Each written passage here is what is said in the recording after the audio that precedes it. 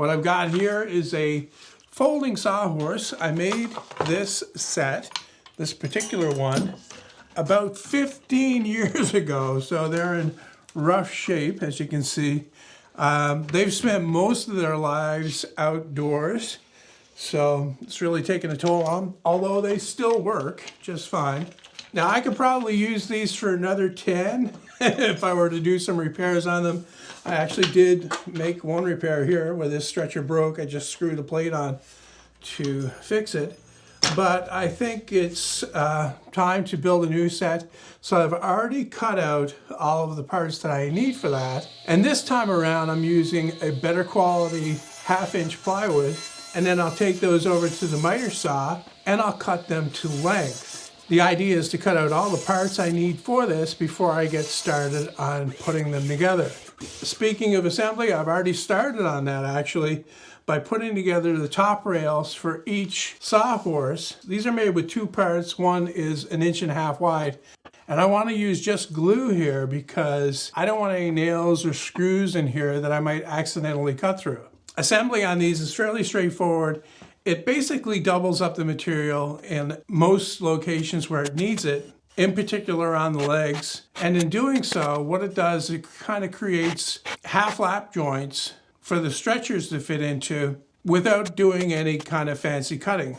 Here I've just cut all these pieces to width and to length, and I'm going to fasten them in place using, first of all, construction adhesive, and then I'm going to drive in some 3/4 inch brads to hold them temporarily until I can get some screws put in. So it's a combination of the strong glue and the screws that really hold these together. Now, obviously, I'm kind of blowing through the details of the assembly here, but there is a plan available for this on my website, and it's free to download if you want to build a pair of these yourself.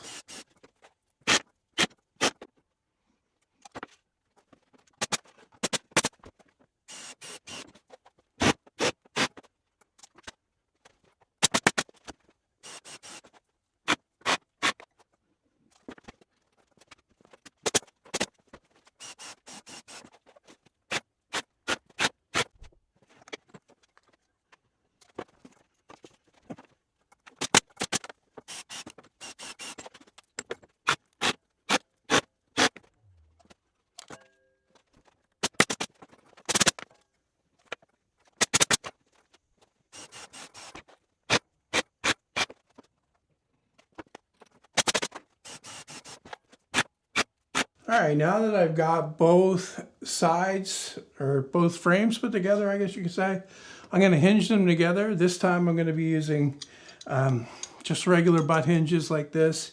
And I'm going to be using 3 instead of 2 this time. Not that it's going to make a huge difference, but it will add a little bit more support in the middle.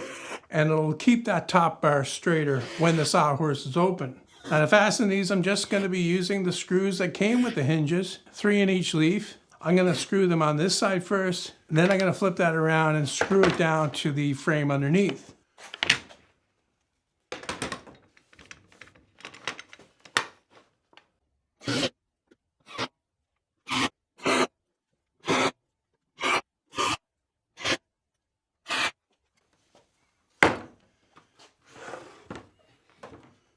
All right, that looks good.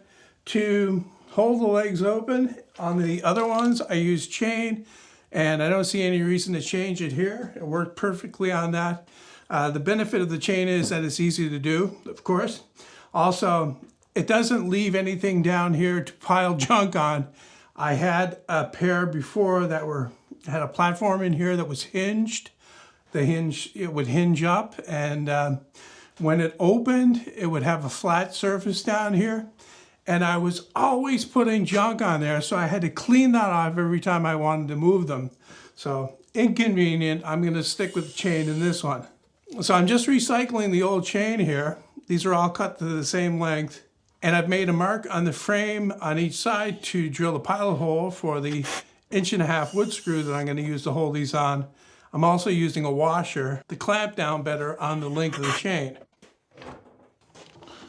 All right, that's that one put together. All I need to do is put the other one together in the same way, but I won't be showing that. Like I said in the beginning, there's a plan for this, and it's on my website. When I go there, it's free to download. It's not a very detailed plan, but it does have all the dimensions there in the SketchUp model for you to follow to build your own.